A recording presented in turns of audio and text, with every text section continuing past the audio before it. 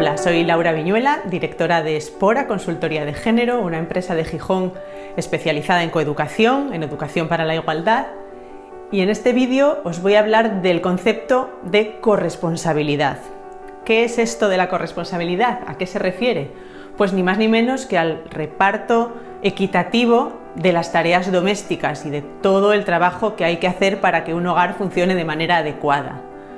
Tradicionalmente había una separación muy clara entre el hogar y lo doméstico y todo lo público y lo social, y estaba también muy clara la separación de género, en tanto que las mujeres éramos quienes se supone que teníamos que hacernos cargo de todo lo del hogar y todo lo doméstico, y los hombres eran quienes salían al mundo a ganar dinero con su profesión y a traer dinero a casa.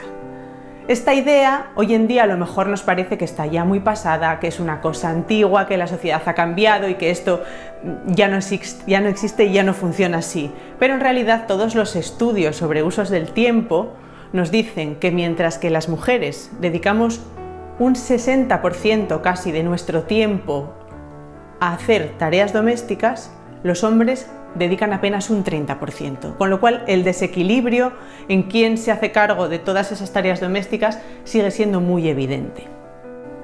Además, en un sistema como este, capitalista en el que vivimos, todo lo que no se puede cuantificar con dinero, todo lo que no vale dinero, lo que no se paga, tiene muchísimo menos valor o directamente ninguno. Y es el caso de las tareas domésticas, que tienen muy poco valor y que además son invisibles porque suceden dentro del ámbito de los hogares en su mayoría.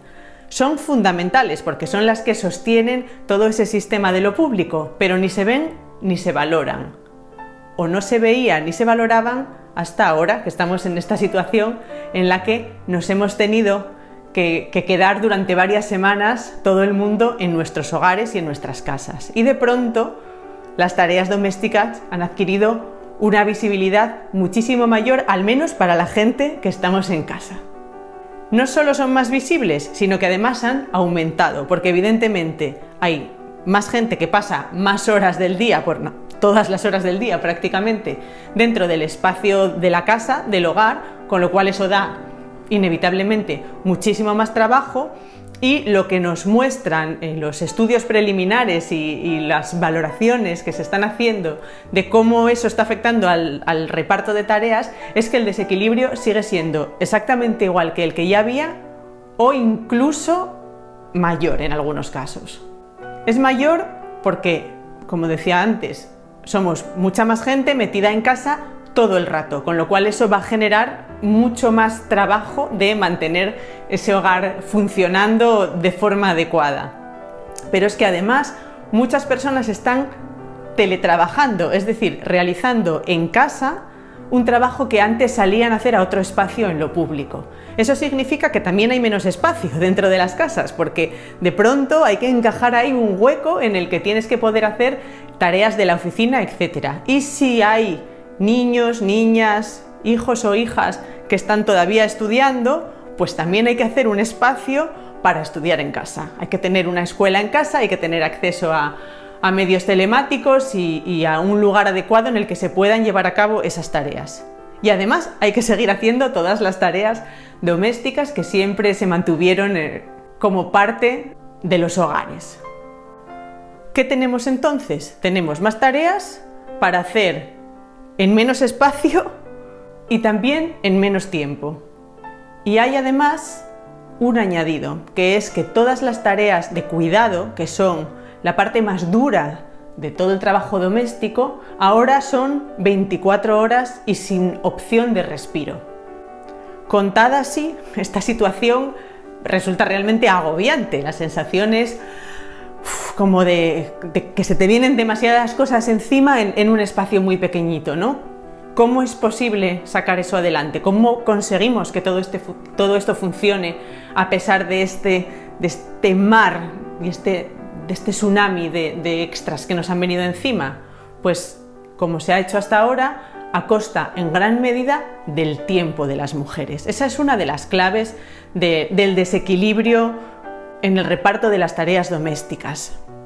El desequilibrio temporal supone lo siguiente: si las mujeres dedican mucho más tiempo que el resto de la familia y que los hombres en concreto a hacer tareas del hogar que al final son tareas dirigidas al bien común, porque son tareas que revierten en un bienestar para todas las personas que viven en ese hogar, están dejando de tener tiempo propio para hacer tareas que solamente les reviertan a ellas mismas. Es una de las carencias que tenemos las mujeres con este desequilibrio de reparto. Lo que hacemos es echarnos encima mucho mayor porcentaje de las tareas que se hacen para el bienestar de toda la familia y quitárnoslo de nuestro tiempo propio, con lo cual estamos regalando ese tiempo propio al resto de miembros de la familia que sí lo van a tener: tiempo para descansar, tiempo para poder teletrabajar concentrándose en esa tarea, tiempo para poder estudiar, tiempo, en definitiva, para dedicar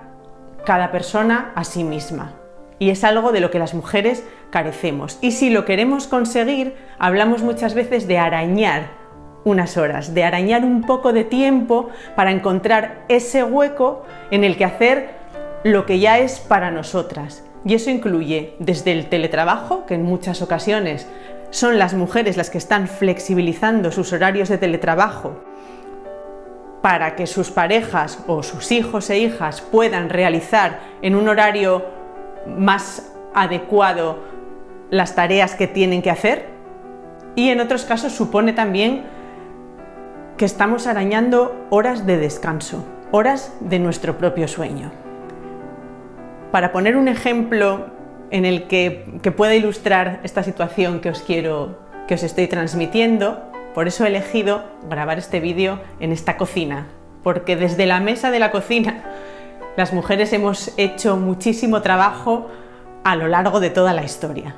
Ha sido un espacio eminentemente femenino, en el que nos hemos sentado, y seguro que alguna que me esté escuchando se reconocerá, pues en ese momento de la tarde-noche en el que estás con el teléfono móvil o con el portátil encima de la mesa de la cocina terminando alguna cosa de trabajo que tienes que hacer, mientras estás pendiente de la lavadora que está funcionando, de la cena que se está haciendo y de que además has preparado algo para adelantar para el día siguiente, porque así para la comida va a ser más rápido, e incluso puede ser que esa mesa de la cocina la estés compartiendo con alguno de tus hijos e hijas que está haciendo alguna tarea y entonces te está preguntando a ver si esto está bien o no, y haciendo las dudas y preguntándote las dudas, con lo cual estás ejerciendo de esa imagen que tenemos, ¿no? de la mujer en casa como un pulpo lleno de brazos que hacen un montón de cosas a la vez para mantener todo funcionando de manera operativa. Puede ser también que una vez que todo el mundo se ha ido a la cama y se ha acostado, todavía aguantes un ratito más para terminar de hacer algunas cosas que te quedaban pendientes. Y no sería raro, aunque te hayas acostado la última, que al día siguiente fueras la primera en levantarte para tener un ratito para ti, para desayunar tranquilamente, para escuchar las noticias en la radio o mirar las redes sociales en el teléfono, o simplemente estar en silencio con tu café en la cocina antes de que se levante todo el mundo y empiece otra vez la marabunta que ya no termina hasta por la noche.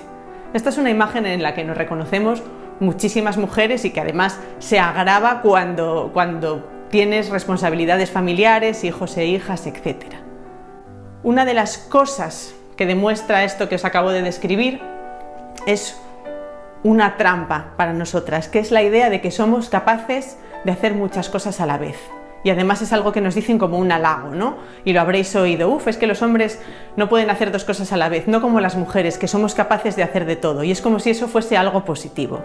En realidad no lo es. En realidad esa idea nos está manteniendo atrapadas en la asunción de un montón de microtareas que tenemos que llevar a cabo de manera solapada, porque si no sería imposible hacerlas una detrás de otra de forma cronológica. La multitarea es una trampa y además ni siquiera existe. Todos los estudios han demostrado ya que no es que nuestro cerebro haga muchas cosas a la vez, sino que lo que hace es cambiar muy rápidamente de una tarea a otra. Y lo que nos demuestra también es que eso es muy poco efectivo para poder desarrollar trabajos reposados, tranquilos, con concentración, con continuidad, etc. Con lo cual, las mujeres vivimos en una permanente microgestión de tareas. Y eso tiene además otro añadido. Fijaos la cantidad de cosas que hay que tener en cuenta para hacer lo que os contaba de la mesa de la cocina por la noche. Tienes que tener en la cabeza ya no solo tus tareas y tu trabajo remunerado y tu empleo, por decirlo así, que estás con el ordenador resolviendo. Además estás previendo la cena de esa noche, la comida de mañana, las tareas del cole, la lavadora que luego habrá que tender para que haya ropa limpia, etc. Te están funcionando ahí una visión de conjunto de la gestión de todo un hogar que supone una carga mental absolutamente brutal y que no se reconoce lo suficiente. Y esta es otra de las trampas a las que tenemos que enfrentarnos las mujeres con toda esta historia de las tareas domésticas. Y que además es también muy invisible, porque hay que ponerse en nuestro lugar y hay que estar ahí para ser capaz de ver todo el espacio mental que ocupa estar pendiente de la multitud de pequeñas cosas que lleva la vida doméstica. ¿Por qué pasa todo esto? Porque claro, esto no es una charla para que nos sentemos a agobiar y a pensar en lo horrible que es todo y no encontremos ninguna solución. Bueno, lo primero que tenemos que pensar es que hay una razón social y cultural por la que esto sucede. No es que las mujeres tengamos un gran afán por llevar todo lo doméstico, ni estemos especialmente cualificadas para ello, ni mucho menos. Es que hemos aprendido que esa es nuestra labor y además, junto con eso, hemos sido socializadas, que se llama, como mujeres, en una de las cosas más perniciosas de estas diferencias de género, ¿no? Que es la ley del agrado, la idea de que nuestra función en la vida es hacer que la vida del resto de personas sea más agradable. Eso lo que nos ha dado es una capacidad brutal de empatía, de estar pendientes de lo que necesitarán los demás, de cuidar, de anticiparnos a lo que va a pasar y sobre todo eso, de sentir que nuestra mayor felicidad o nuestra realización es ver que todo el mundo se siente bien y está contento. Para conseguir eso tenemos necesariamente que anteponer la felicidad y las prioridades del resto de personas a las nuestras. Cuantas más personas dependan de ese conseguir el agrado nuestro, menos tiempo y más vamos a tener que renunciar a nuestras preferencias y nuestro tiempo propio para poder dedicarnos a cumplir esa función. Y tiene además otra vuelta de hoja, que es que si no lo hacemos nos sentimos culpables. Es como de pobre, total, a mí no me cuesta nada, lo hago yo, yo me encargo, fíjate que yo sé que le va a prestar. Estamos siempre pendientes de otras personas. Lo hemos aprendido a funcionar así. ¿Cómo se resuelve esto? Pues el primer paso es ver este mecanismo y ver este desequilibrio, ser conscientes de que sucede. Y aquí es un trabajo que hay que hacerlo por las dos partes. Por quien hace las tareas domésticas y por quien se beneficia de ellas y hace muchísimo menos de lo que debería de hacer para que esto fuese un reparto equitativo. Quien hace menos tiene que esforzarse y tiene que aprender a hacer todo esto porque nadie nace aprendida y tiene que comprometerse con la justicia que supone repartir, puesto que todo el mundo reparte para ensuciar. Incluso también a veces hay ahí un desequilibrio, ¿no? Que quien da más trabajo, quien genera más trabajo en lo doméstico es quien menos hace luego al final. Igual que para eso contribuimos en igualdad, para llevar de manera adecuada una casa tenemos que responsabilizarnos también todas las personas que conformamos esa familia o ese hogar.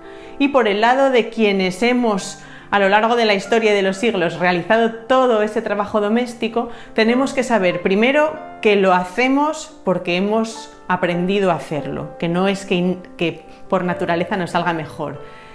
Que delegar ese trabajo nos va a resultar difícil, primero porque las otras personas no están de hacerlo y no es un trabajo agradable, no es algo divertido de hacer. Si fuese algo divertido y maravilloso no habría este problema, todo el mundo querría hacerlo, ¿no? Y a nosotras nos va a costar delegar ya no solo porque lo vamos a hacer mejor, sino porque ese proceso de equilibrar esas tareas va a generar conflictos. Y precisamente por esta ley del agrado que os decía, a las mujeres nos va a costar admitir esos conflictos y el tener que estar encima y decir: oye, es que mira cómo está esta cocina, mira cómo has dejado esta habitación, hay que hacer lo que sea.